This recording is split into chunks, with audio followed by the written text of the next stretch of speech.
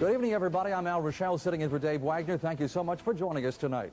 Well, it's a dream, all right. Very big and very expensive. A magnet for concerts, conventions, downtown development, and keep your fingers crossed, folks, a baseball team. And tonight, more than 28,000 are expected at the official grand opening. Our own John Wilson and Sheryl Browne will be taking part in some of the festivities and hosting a special half-hour look at the Dome right after this newscast. They join us now live from the Suncoast Dome. This ought to be the biggest bash St. Pete has ever seen, John and Sheryl. Oh, it's really incredible. There is so much excitement in the air. It's kind of like homecoming, the 4th of July, all rolled up into one. In fact, I just heard someone over the sound system say that it's beginning to feel and look a lot like Christmas here. You know, we're going to see here, for you at home, you're going to miss something tonight, but for the 28,000 people who are expected to fill this stadium, they're going to see an Olympic-style spectacle, and we're not kidding.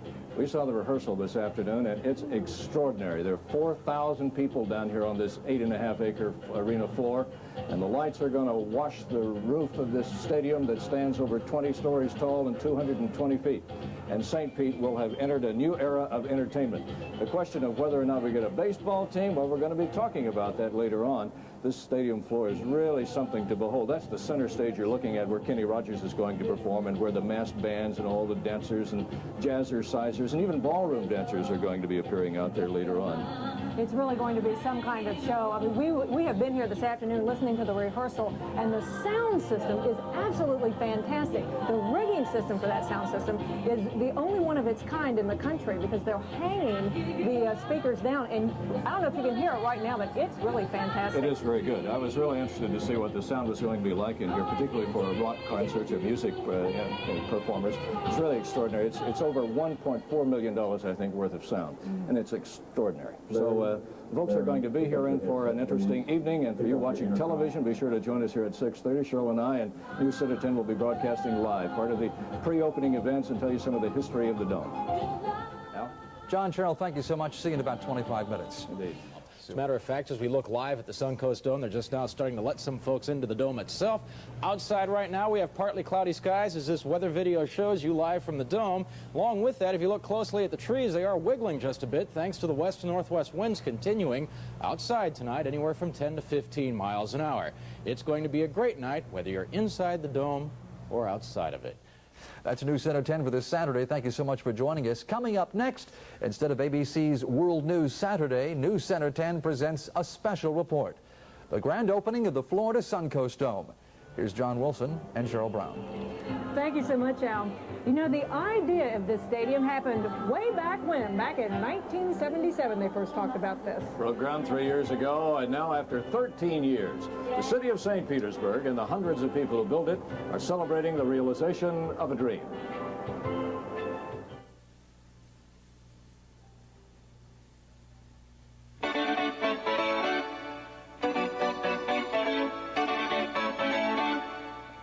This is a News Center 10 special, Tampa Bay under one roof. Now, live from the Florida Suncoast Dome, here's John Wilson and Sheryl Browne. Thanks and good evening. Well, this is the night that so many people have been working toward, waiting for, and to some degree suspected would never happen. The richest, most expensive project in the history of St. Petersburg, the $110 million Florida Suncoast Dome, in a few minutes will be open for business. Indeed. You know, there really is truly so much excitement in the air. It's not just a party tonight, just not a gala. There is so much riding on all of this. You know, there was so much divisiveness, so much controversy about the stadium. It's a wonder it ever got built in the first place.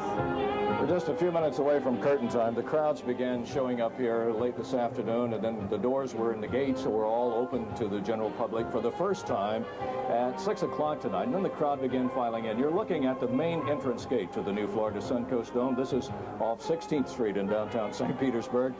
I can't believe I'm saying it, off 16th Street in downtown St. Petersburg. We used to talk about running a parade down 16th Street. St. Petersburg will never be the same after this night, and 16th Street won't either. Earlier this afternoon, the 4,000 performers got together for their final rehearsal. There are thousands of dancers. They are all ages. They have been practicing for weeks now. There's also going to be bands, a laser light show, fireworks, and, of course, the big entertainment tonight, none other than Kenny Rogers. It's a real Olympic spectacular that the 28,000 folks are going to jam in here. We'll see. Let's go outside now to reporter Mark Douglas, just off 16th Street. Mark? John and Sheryl, you can really feel the excitement out here. I've just been speaking with a lot of the folks who are arriving here. They say the shuttle system is working rather well from downtown St. Petersburg as well as from the Central Plaza area. If you park out there, they can get you here in just a few minutes with 26 buses that they're using for this shuttle.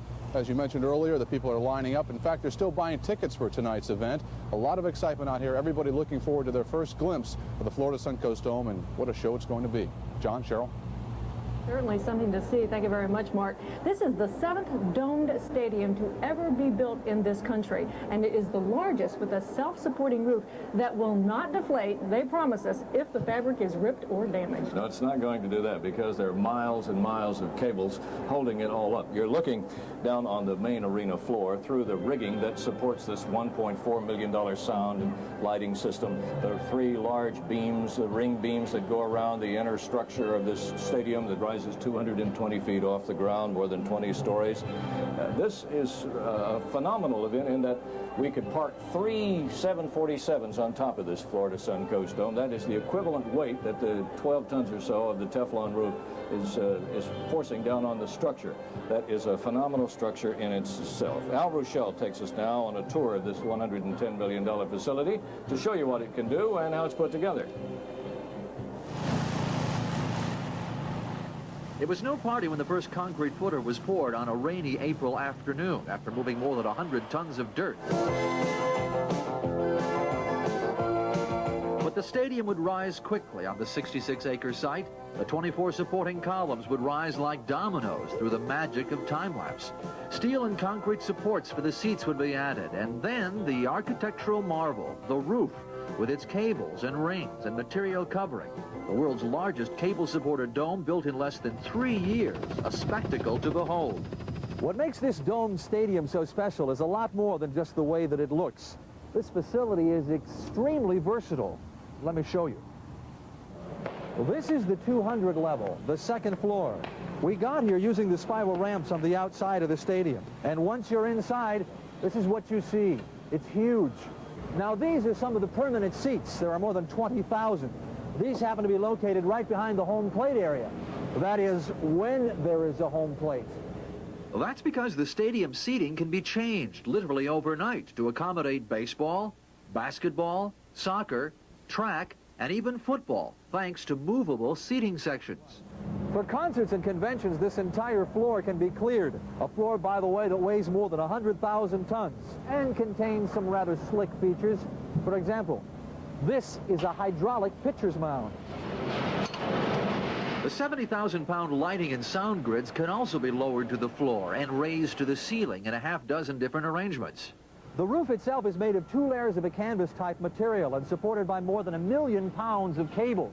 Also compression posts that line the outside, and cables that run underneath these 4 large catwalks, strengthened and tightened not only to withstand a Florida downpour, but also a Florida hurricane. A construction marvel, all right, that must now live up to its $110 million billing, attracting more than just praise, but major events and people to fill these now empty seats. This is Al Rochelle, News Center 10. Now, there are some areas here that we cannot show you, like the locker rooms, for instance, the private boxes, and that's because they're not finished yet. A few days ago, we learned that the contractor took a few short cuts with concrete to make sure the dome was going to be ready for tonight. And then in a few weeks, a section of what would be the outfield floor way out there behind those curtains will have to be ripped up and torn away and replaced. It's going to be a lot of last-minute changes, certainly. In fact, you know, the last 13 years when they've been talking about this domed stadium, the last 13 years have not all been smooth sailing. Mike Deason has our report. Not too much of a politician, so I'll just say hi. Industrialist Henry Kaiser said, if you sit on the lid of progress, you will be blown to pieces. But during the past 13 years, there were many who not only wanted to sit on the lid, but literally keep it from ever being put on the dome. In fact, until 1980, the plan was to construct an open-air baseball stadium instead of the dome. Ironically enough, I was opposed to the project initially. Former St. Pete City Councilman Bill Bond, who is one of the project's biggest boosters, says he wasn't sold on the stadium until the plans were changed to build a multi-purpose dome that could accommodate other events besides baseball. After some false starts, the committee chose the current property, not only because it hoped to aid economic development in a dying downtown, but also because the city was able to purchase the land with federal money and agreed to lease it for $1 a year. But the method of financing the stadium with the use of public money angered many.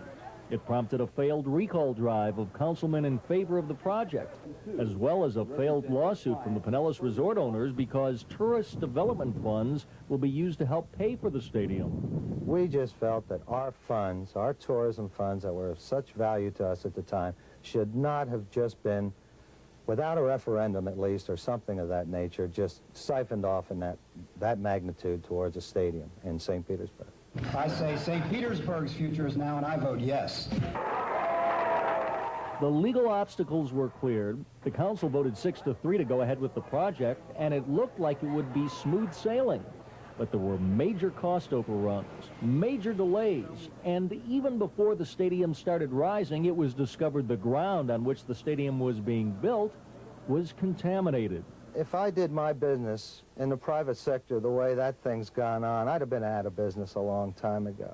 But the project has come this far because of those who would not give up on it. As George Bernard Shaw said, the reasonable man adapts to the world. The unreasonable man persists in trying to make the world adapt to him. Therefore, progress can only come from the unreasonable man. Tonight, it's the unreasonable ones who will be celebrating. That core group of us that work so hard on the project will get together and have a toast to the project. Mike Deason, News Center 10. Well, as you've heard, city officials promote the Florida Suncoast Dome as a place where they can put just about anything in here, from sporting events, concerts, tractor pulls, you name it, they can do it here. When we come back, we will show you what this dome was really built for. Can this field of dreams really become a reality for Major League Baseball?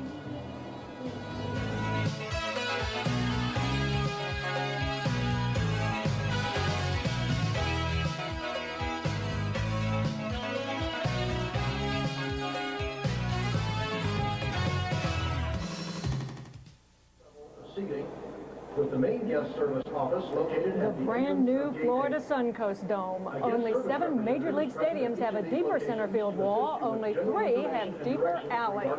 Cheryl, what are you talking about? Well, we're talking about baseball, Major League Baseball. That is the driving force behind this stadium. That is what we are all hoping for. That's what makes it all go around. Mark Douglas has been following this quest, tracking it for some time, taking him to various states and cities. Mark? John, as you know, the Bay Area's quest for baseball began about 13 years ago, and its hunger for the game became quite evident just a few months back when more than 23,000 people stepped forward to buy season ticket reservations. Now, city leaders regard this Florida Suncoast Dome as the ultimate lure for Major League Baseball. It is their field of dreams. If you build it, he will come. Even the tagline, which is used, if you build it, they will come, has a special meaning for us, having built the stadium, believing that this is the right market and this is the right time and Major League Baseball is going to come here. Last summer, Assistant City Manager Rick Dodge took his staff to see Field of Dreams. In the movie, a farmer builds a ball field and his dream team comes to play. Because it was about a big dream and a big vision and believing it. And if you believe it, you can make it happen, is what this project's been about. Dodge has spent more than a decade planning this dome, looking for a team, and believing one will come. I don't go out and solicit interviews. For most of that time, Jim Healy has been Rick Dodge's secret strategist and the baseball effort's business guru. Healy devised the idea of using tourist tax and sales tax to finance the stadium bonds. During a few frightening days at the end of 1983, he watched the deal and his dream almost unravel when bond dealers backed out. I don't think I ever felt that it was going to make it impossible, but it was striking out in the 8th inning of the ball game. Feuding, not finances, ultimately became the biggest barrier between Tampa Bay and the big leagues. and we're confident. Tampa baseball investor Frank Morsani refused to give up plans for a Tampa team.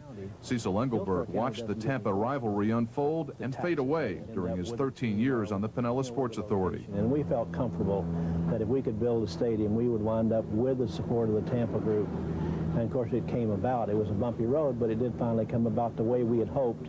A big shift. St. Pete's closest flirtation with baseball came 2 years ago with the Chicago White Sox. During one dramatic night in Springfield, Illinois lawmakers almost let the Sox move south. We can't take care of the poor. We can't take care of the sick. We can't take care of the mentally ill. Let's shut this place down and go home and forget the White Sox. Vote no! But after some legislative arm twisting by Governor Jim Thompson, Chicago kept the White Sox. Team owners gained guaranteed profits in a new Chicago stadium. St. Petersburg settled for respect. St. Petersburg is a great city, great fan support. We're going to have a heck of a stadium, put them #1 on the list for expansion. After 13 years, St. Petersburg is still waiting for baseball expansion and the fulfillment of a dream. I'm Mark Douglas, News Center 10. We couldn't do a special about the Dome on opening night without going to one man in particular, for it was his election in 1987 that helped in large measure to speed the momentum along and get it done. That's the mayor of St. Petersburg. That's right. We're talking about the mayor, Bob Ulrich, and he joins us live now. Thank you so much, Mayor. You know, so much has gone on to bring the stadium to fruition. What are your feelings right now as you see this going on before you? It makes it difficult for me to hear your question, but I think you said, how are you feeling right now? And I've got to tell you that I'm feeling euphoric. It's a grand occasion. It's a long-awaited occasion. It's a magnificent occasion and a very festive one. We wish all of St. Petersburg could be here. Mayor, what do you want the public to take away from this night? Well, I want the public to take away a feeling of pride, a feeling of understanding of what this can mean to the city of, not only the city of St. Petersburg and the Pinellas County, but to the entire Tampa Bay area, in fact, to the state of Florida. And I want them to have pride in this, to realize that we're going to develop an emotional infrastructure attached to this facility that's second to none. It'll bring us great pride. All right, we're going to let you go on and take your seat. Thank you very much for being with us. The mayor will join us, by the way, on Newsmakers on Sunday afternoon to talk more about the stadium. Thank you, Congratulations, John. Mayor. Good night. The anticipation of this event and the arrival of Major League Baseball has been building for a long time. The big question is, will we get it? That anticipation is keeping fans on the edge of their seats. Well, it has been a frustrating ride for the sports because there's not much they can do themselves to get a baseball team, except perhaps buy those season ticket reservations, which they did, as Mark Douglas told you, with a vengeance, nearly 23,000 ticket reservations. This is their field of dreams, as Marie Rhodes reports. It will bring new jobs, new businesses to the area, a higher quality of life for all the citizens. It's going to be great, isn't it? They're having the opening this week, right? Well, it'd be fine if they ever get a ball team in there. That's my opinion. Too much tax to put on people and not getting anything for it. We will have, without question, the most active stadium in the United States once we get baseball.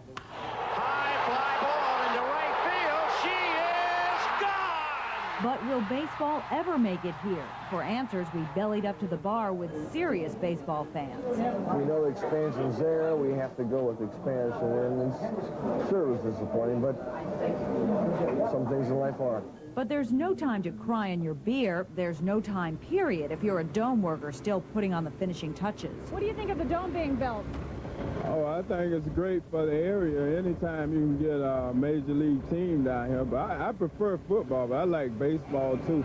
I like the Mets. I like to see Dwight Gooden down here.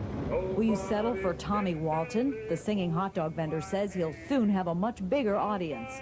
I'll go out in the stands and sing a song or two, you know, because I don't think it would be cheating my fans and everybody if I don't get out there and saying, take me out to the ball game or something. But some feel cheated anyway. I think they had other things that they could have spent the money on, like the roads or something like that, the police department, especially the police department. They will have a love-hate relationship with it and not know whether they like it or not. For the final word, we called on a psychic in St. Pete. It's known as a Pisces city. Pisces are known to live out their dreams. Whatever is in the stars, a new dome may offer a brighter future for many sections of the crowd. Marie Rhodes, News Center 10. Of course, course, the promoters say that the Florida Suncoast Dome belongs to the entire area, not just St. Petersburg, not just Pinellas County. The question is, can the city of St. Petersburg stretch those stadium dollars to the other side of Tampa Bay? Stay tuned.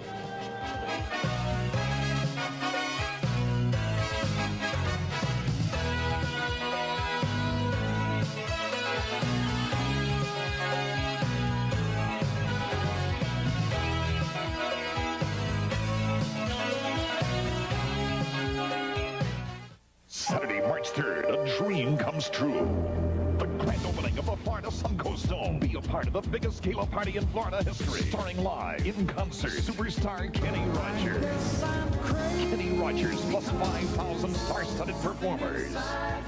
A laser light spectacular. The unbelievable Rocket Man. A fireworks display. Gifts for everyone and more. Great tickets now at Ticketmaster. Saturday, March 3rd, the grand opening of the Florida Suncoast Dome. Of the 26 Major League parks now in use, the Florida Suncoast Dome compares closest to Royals Stadium in Kansas City. Why? Because the same architect designed both parks. It is an absolutely beautiful facility, and in about a half hour, some 25 to 30,000 people are going to be able to come here and enjoy it. It's really interesting to watch all these people come in here. Let's go outside again to Mark Douglas. Mark. John and Sheryl, the turnstiles are really starting to spin out here. Just about 30 seconds ago, I watched the city manager go in with his wife. A lot of people beginning to arrive following the searchlights all the way to the Florida Suncoast Dome here on 16th Street. Joining us right now, Pat and Zach from St. Petersburg. You're pretty excited about tonight, aren't you? I'm real excited. I'm in love with Kenny Rogers. I'm in love and lust. Okay. Zach, I hope you're not in love with Kenny Rogers. No, but I like to see him. He's good. He's a good singer. Now, you're from St. Petersburg. What do you think about the Dome? I love it. I haven't been in it yet, but I like to get in there and see what it's like. And for a person in a wheelchair, it'd be really nice. So, okay. I'm looking forward to it. Very good. Zach and Pat, two of the happy people here tonight among possibly as many as 28,000 fans who are going to turn out here for the big gala night here at the Florida Suncoast Dome and the first real big test of how this is all going to work. John, Sheryl? All right, Mark, thank you. You know, the concrete, or at least some of the concrete, may be temporary, but it is just barely dry. Barely dry or not, the city of St. Petersburg is ready. And in a few minutes, we'll be unveiling the crowning jewel of downtown redevelopment. Stay tuned.